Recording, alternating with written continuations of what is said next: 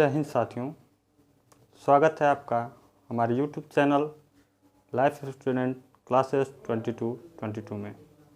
दोस्तों, मैं अभिषेक सिंह आज आपके लिए हिंदी की क्लास लेकर आया हूं, जो मैं पहला चैप्टर वर्णमाला से स्टार्ट करूंगा। तो आइए उससे पहले एक मोटिवेशन हो जाए। मोटिवेशन कोड के साथ हम चलते हैं। आज का मोटिवेशन है कि सवाल पानी का नहीं प्यास का है। सवाल पानी का नहीं प्यास का है। सवाल मौत का नहीं विश्वास का सांस का है।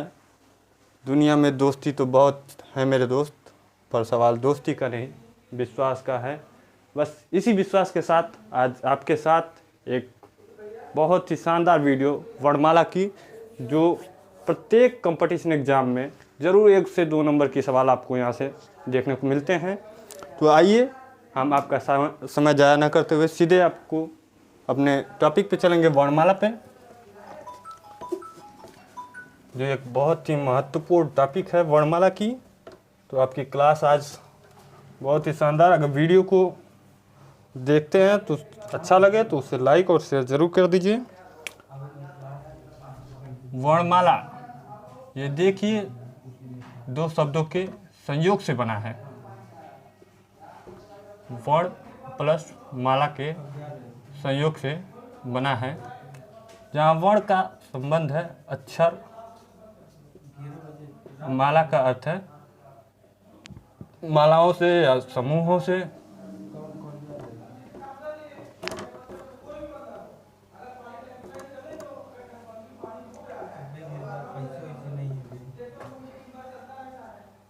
तो वर्णमाला का पूरा आपका जो निष्कर्ष होगा वो अक्षरों का समूह, इसी को वर्णमाला कहा जाता है। जैसे आपको पता भी होगा कि पूरे वर्णमाला में 52 वर्ण हैं, यानी 52 अक्षर हैं, जो निम्न प्रकार के उसमें स्वर भी हैं, कुछ व्यंजन भी हैं। आपको तमाम प्रकार के ऐसी चीज़ें देखने को मिलेंगे। तो आइए उन पहले 52 अक्षरों को जान लेते हैं, कौन कौन से क्या क्या हैं।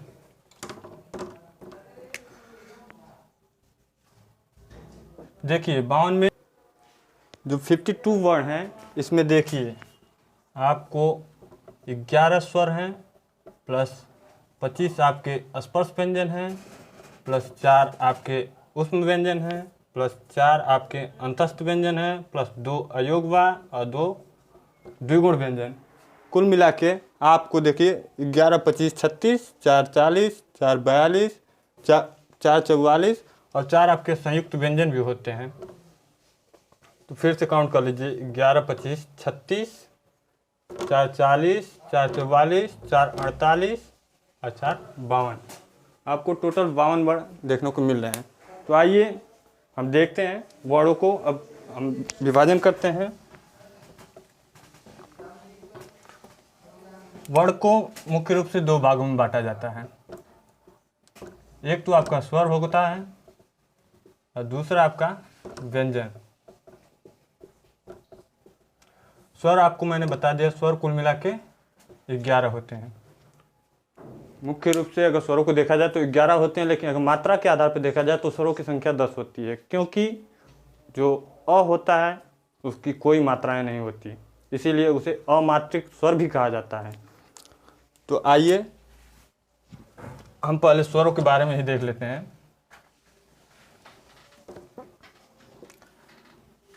स्वर कहते किसे हैं?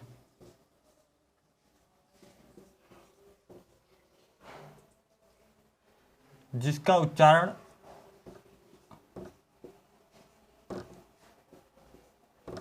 उच्चारण करने में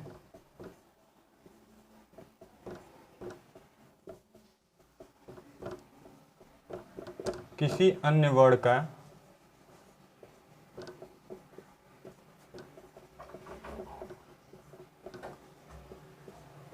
सहायता न लेना पड़े,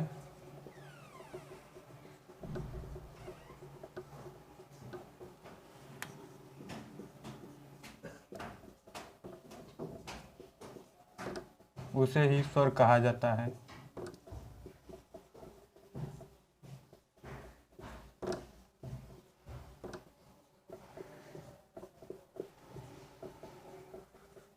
क्योंकि स्वर अपने आप में स्वतंत्र होते हैं। इनका उच्चारण करते समय किसी भी अन्य वर्णों का आपको सहारा नहीं लेना पड़ेगा। आप देखेंगे स्वर का उच्चारण आप सीधे कर सकते हैं, जैसे आप बोल के भी आप देखते होंगे आ, ई, दीर्घ ई, ऊ, री, तमाम प्रकार के ऐसे स्वर हैं जो आप देखेंगे तो इनका उच्चारण करते समय किसी अन्य स्वरों का आपको सहायता नहीं लेना पड़ेगा, लेकिन मूल स्वर जो इसमें करना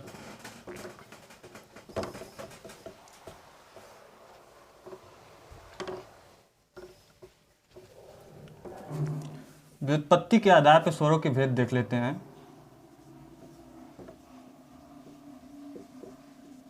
व्युत्पत्ति के आधार पर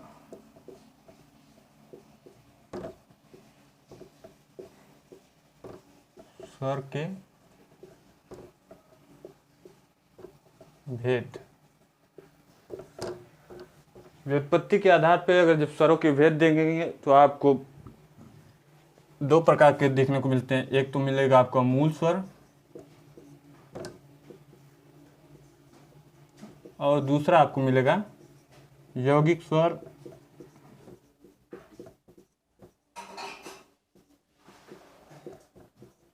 या आप इसे संधि स्वर भी कह सकते हैं,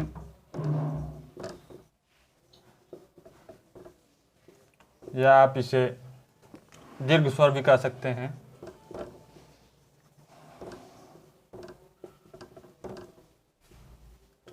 मूल स्वर जो होते हैं वो चार होते हैं। आपके मूल स्वर जो होते हैं वो चार होते हैं।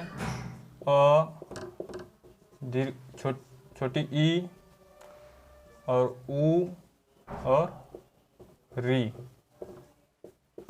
ये आपके चार मूल स्वर हैं। बाकी आपके जितने भी स्वर बच रहे हैं सबके सब आपके यौगिक स्वर, संधि स्वर या उन्हें दीर्घ स्वर कहा जाता है। जैसे आप देख सकते हैं आ हो, दीर्घ ई हो, दीर्घ ऊ हो, ए हो, ऐ हो, ओ हो, औ हो, ये सब आपके दीर्घ संधि स्वर हैं।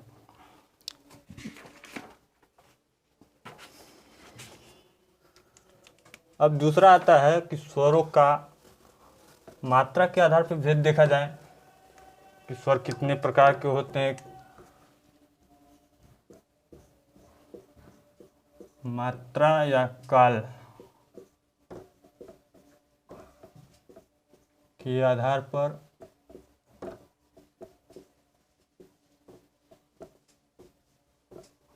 स्वरों के भेद।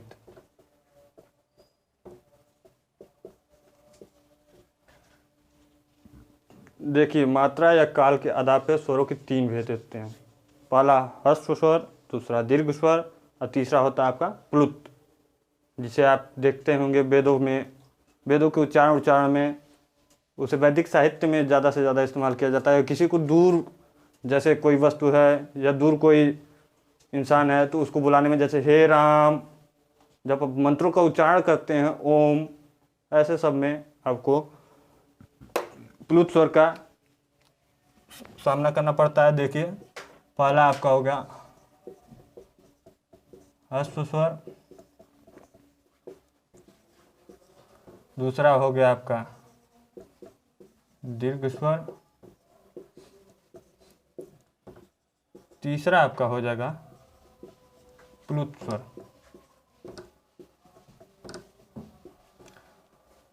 दीर्घ स्वर को आप ह्रस्व स्वर देख लीजिए, अ, ई, ऊ, ये आपके ह्रस्व स्वर में आएंगे। बाकी आपका दीर्घ में आ, दीर्घ ई, ए, ऐ, ओ, औ, इसे हम संधि स्वर भी कहते हैं।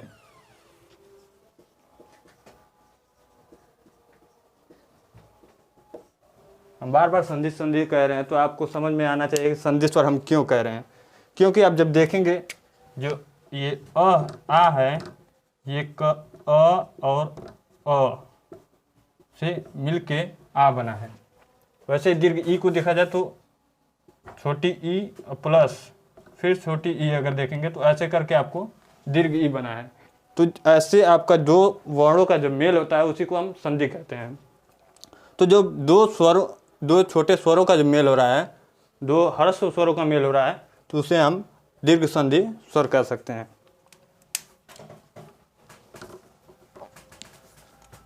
प्लुत का आपको सिंबल देखिए, ये अवग्रह का चिन्ह जो एस आकार का बनता है इसी को प्लुत कहते हैं। यह जो ह्रस्व होता है ये आपका एक मात्रिक होता है।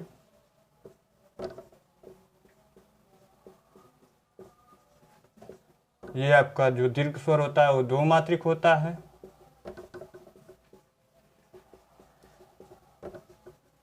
और जो प्लुत है आपका ये तीन मात्रिक होता है।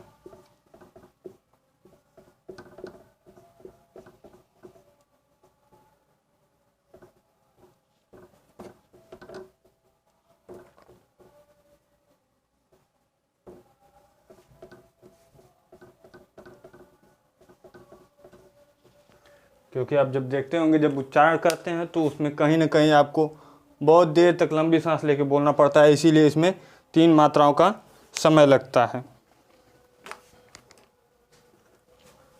अब अगले भेद पे हम जाते हैं तो उच्चारण के स्थान के आधार पे स्वरों के भेद को देखते हैं।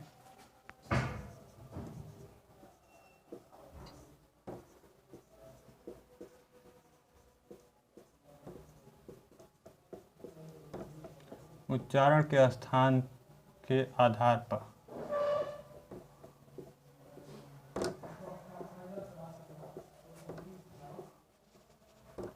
पर स्वरों के भेद, तो देखिए कुल मिला के 6 प्रकार के होते हैं। उच्चारण स्थान के आधार पर अगर स्वरों के भेद देखा जाए तो कुल मिला के 6 प्रकार के होते हैं।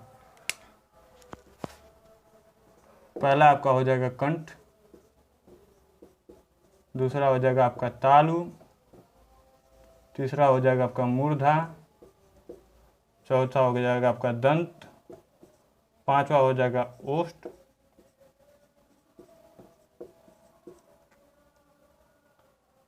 और छठा हो जाएगा आपका कंठ तालव्य।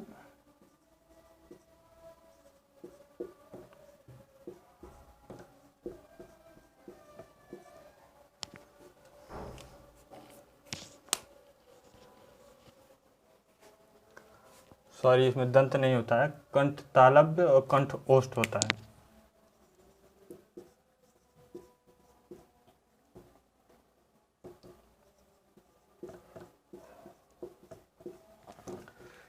देखिए जैसे कंठ से किन दो वर्णों का उच्चारण होगा, तो अ और आ, जो आपके दोनों ये वर्ण हैं, दोनों स्वरों का उच्चारण कंठ से होता है। क्योंकि आप सुने भी होंगे अकु विसर्जनीय नाम कंठ, तो अकु विसर्जनीय नाम कंठ से अ और आ के जो भी भेद होते हैं सबका उच्चारण आपका कंठ से होता है। तालु से हम देखें तो इसका भी जो दीर्घ ई है और ह्रस्व ई है, इन दोनों का उच्चारण स्थान तालु से होता है। क्योंकि आपने सुना होगा इचु यसा नाम तालु, ई और तालव्य स और च वर्ग पूरा, उनका उच्चारण स्थान तालु से होता है। फिर आपने मूर्धा देखा, मूर्धा से किस वर्ण का, तो आपका री जो वर्ण है आपका मूर्धा से उच्चारण होता है। क्योंकि आपने इसको भी सुना होगा ऋतु रसानाम मूर्धा। ये मैं जो बता रहा हूँ ये महर्षि पाणिनि जी जो संस्कृत के व्याकरण शास्त्र के प्रचंड विद्वान हैं, उन्होंने जब महेश्वर सूत्र पढ़ाया था, महेश्वर सूत्र बताया था, तो उसमें आपको पूरी ये सब बताए हैं उच्चारण स्थान के बारे में कि कौन से कहाँ से वो मतलब बोले जाते हैं। ओष्ठ की याद आपको देखा जाए तो जो ऊ और दीर्घ ऊ है ये दोनों आपका ओष्ठ से बोला जाता है। और कंठ तालव्य से देखें तो ए दे तो कंठ तालव्य होता है, तो ए और ए ये दोनों कंठ तालव्य से बोले जाते हैं। कंठोष्ठ की बात करें तो कंठोष्ठ में आपका ओ और औ आता है। क्योंकि आपने सुना होगा ओ दय तो कंठ ओष्ठ। तो इस प्रकार आप स्वर के इतने सारे भेद देखें। अभी और आगे हम आपको बताते हैं, जहाँ से आपको किसी भी कंपटीशन एग्जाम में निश्चित 1 से 2 नंबर के सवाल आपको देखने को मिलते हैं। तो इन्हीं सब में से मिलेंगे। आपको देख लेते हैं जीव के आधार पे।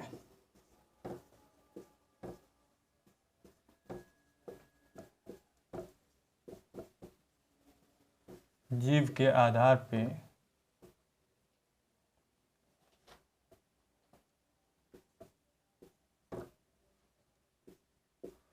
स्वरों के भेद। तो ये 3 प्रकार का होता है। जैसे आप जीवा पे देखेंगे तो जीव या जीवा के आधार पे स्वरों के 3 प्रकार के भेद होते हैं। पहला एक आपका अग्र स्वर होता है, दूसरा आपका मध्य स्वर होता है, तीसरा आप देखेंगे तो तीसरा आपका पश्च स्वर होता है। इसमें से बहुत से लोगों को कंफ्यूजन होता है कि आखिरकार कौन सा कहाँ से होगा। तो इसमें देखिए, जो मध्य स्वर है, इसमें सिर्फ एक ही स्वर ऐसा आता है जो मध्य स्वर में आपको देखने को मिलेगा, वो है अ। जो अ है वो जीव के पिछले हिस्से से बोला जाता है। अगर आप डिफिनेशन भी लिखना चाहते हैं तो ये लिख सकते हैं, जिस स्वर का उच्चारण जीव के अगले हिस्से से हो उसे अग्र स्वर कहते हैं। जिस स्वर का उच्चारण स्थान जीव के बीच वाले भाग से हो उसे मध्य स्वर कहते हैं। और जिस स्वर का उच्चारण स्थान अगर जीव के पिछले हिस्से से हो उसे पश्च स्वर कहते हैं। देखिए, पश्च स्वर में बहुत से लोग कंफ्यूज हो जाते हैं, आखिरकार पश्च स्वर में हम रखें तो रखें कैसे। तो हम आपको एक ट्रिक के माध्यम से बताते हैं। देखिए, मैं इसे 3 नंबर पर रखा हूँ। 3 आपको देख रहे हैं ऊ की तरह दिखाई दे रहा होगा, या 3 से जितने भी वर्ण बनने वाले हैं सब के सब आपके पश्च स्वर में आएंगे। जैसे ये देखिए 3 बना, इसको मैं आ भी लिख सकता हूँ। 3 जैसे दिखाई दे रहा होगा, वैसे ही आपका ऊ जो है ये भी 3 जैसे है। दीर्घ ऊ देखेंगे ये भी 3 जैसे है। ओ देखेंगे ये भी आपको 3 जैसे ही दिखाई दे रहा है। औ देखेंगे ये भी आपको 3 जैसे ही दिखाई दे रहा है। तो आपको जब मध्य स्वर और पश्च स्वर दोनों पता हो गया तो आप बाकी के जितने भी स्वर बच रहे हैं उसको आप अग्र स्वर में लिख सकते हैं। अग्र स्वर में आपका बचा ए, पहले ह्रस्व ई, दीर्घ ई, उसके बाद ए और आई। यह आपके जीव के आधार पर 3 भेद हैं, जिसको हमने बहुत बढ़िया तरीके से ट्रिक के माध्यम से आपको बताया। और देखिए, जब आप इनको देखेंगे तो निश्चित है यहाँ से एक क्वेश्चन आपको पूछा जाता है। किसी भी कंपटीशन एग्जाम में अगर देखते होंगे तो आपको एक चीज जरूर देखने को मिलता है कि नहीं इसमें कैसे है। अगला हम भेद देख लेते हैं स्वर का।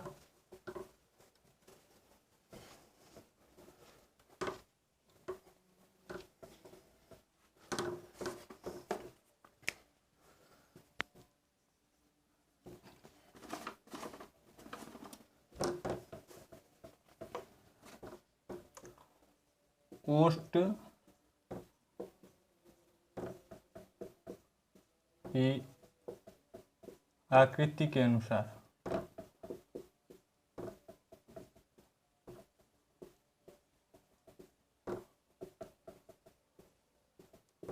अगर ओठों की हम आकृति के अनुसार देखें तो स्वरों के 4 भेद होते हैं। अगर ओठ की आकृति के अनुसार देखें तो स्वरों के 4 भेद होते हैं। पहला आपका संवृत, दूसरा अर्ध संवृत,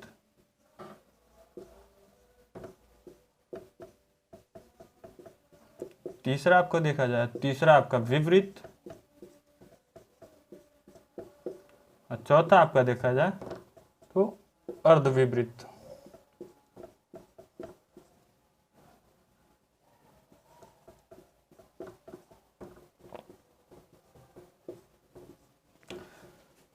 ओठ की आकृति के अनुसार आपके स्वरों के 4 भेद होते हैं, संवृत, अर्ध संवृत, विवृत और अर्ध विवृत।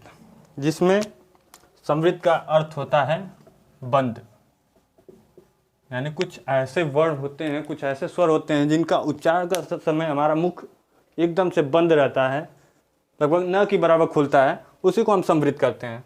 और अर्ध समृद्ध मतलब आधा बंद। अर्ध का मतलब आप समझते होंगे आधा, और समृद्ध का मतलब बंद। तो अर्ध समृद्ध का अर्थ देखा जाए तो आधा बंद होता है। विपरीत का अर्थ देखा जाए तो विपरीत मतलब खुला। वहीं अर्ध विपरीत अगर देखा जाए तो अर्ध विपरीत का अर्थ होता है आधा खुला।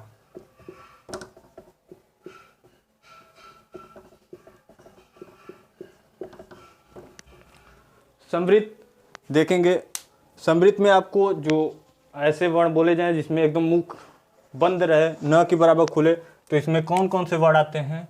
तो देखिए, जो ह्रस्व ई है, दीर्घ ई है, ऊ है और दीर्घ ऊ है, ये आपके समृद्ध में आते हैं। एक आपको सूत्र हम बता दे रहे हैं, ठीक है। समृद्ध ई उरी, समृद्ध ई उरी। ई का मतलब आपका ह्रस्व और दीर्घ ई से, ऊ का मतलब आपका ह्रस्व ऊ और दीर्घ ऊ, री का मतलब आपका ये री हो जाएगा। समृद्ध में ये 4-5 वर्ण आते हैं, इसको आप टिक के माध्यम से याद कर लीजिए। समृद्ध ई उरी, दीर्घ ई, ह्रस्व ई, दीर्घ ऊ, ह्रस्व ऊ और री। और अर्ध समृद्ध की बात किया जाए तो इसको आप ट्रिक आप इसका नोट करेंगे तो इसको एक चोटी कह लीजिए।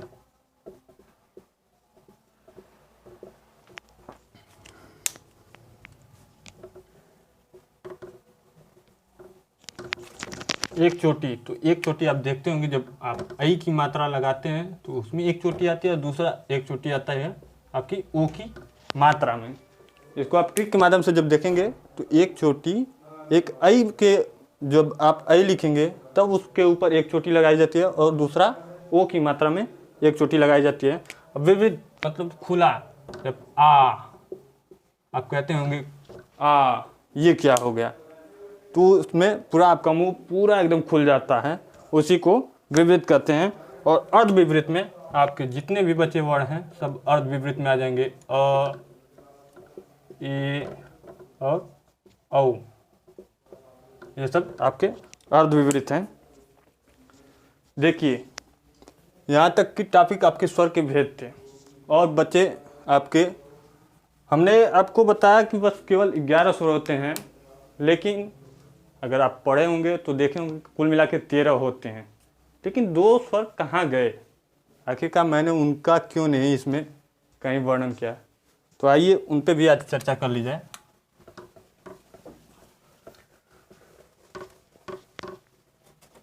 दो जो स्वर हैं उनको हम अयोगवा कहते हैं।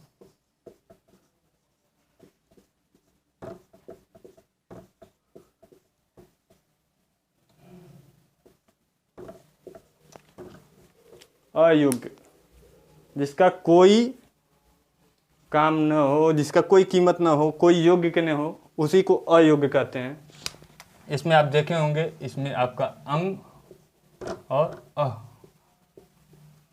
ये जो 2 वर्ण हैं आपके अयोगवा में आते हैं, इसीलिए मैं इनको उसमें आपके जो स्वर बताया उसमें काउंट नहीं कराया। हाँ, एक चीज़ जरूर है, आपको अगर कभी पूछा जाए मात्रा के आधार पे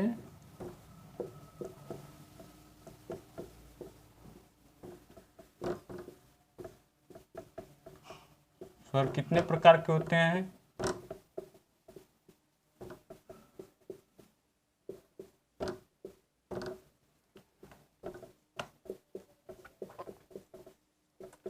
तो उसका जो हमारा आंसर होगा वो 10 होगा।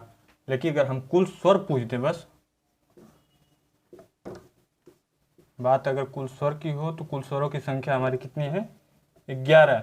लेकिन जैसे हम इन 2 अयोगवा को भी शामिल कर लेते हैं तब हमारे कुल स्वर 13 हो जाते हैं।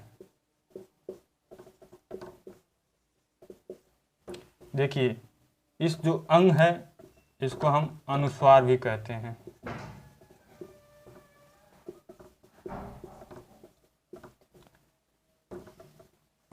ये जो अ है ये आपका कहलाता है विसर्ग। इसका जो उच्चारण स्थान है वो नासिका से होती है, मतलब नाक से, और ये जो विसर्ग है, विसर्ग का भी उच्चारण स्थान कंठ से होता है।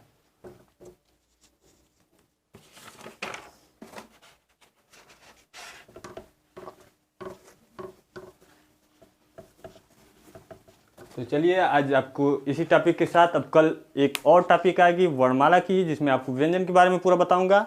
और वीडियो अच्छी लगी हो तो इसके लाइक सब्सक्राइब जरूर कीजिए और आगे शेयर भी कीजिए, ताकि हमें आपसे मोटिवेशन मिले, जिससे हम और बेहतर से बेहतर आपको पढ़ाने का प्रयास करेंगे। और जितना भी हमारे पास मटेरियल होगा सब आपको प्रोवाइड कराएंगे। हमारे टीम द्वारा आपको बेहतरीन शिक्षा जगत की तरफ ले जा रही है, जो जीरो से हीरो बनाने के काबिल है।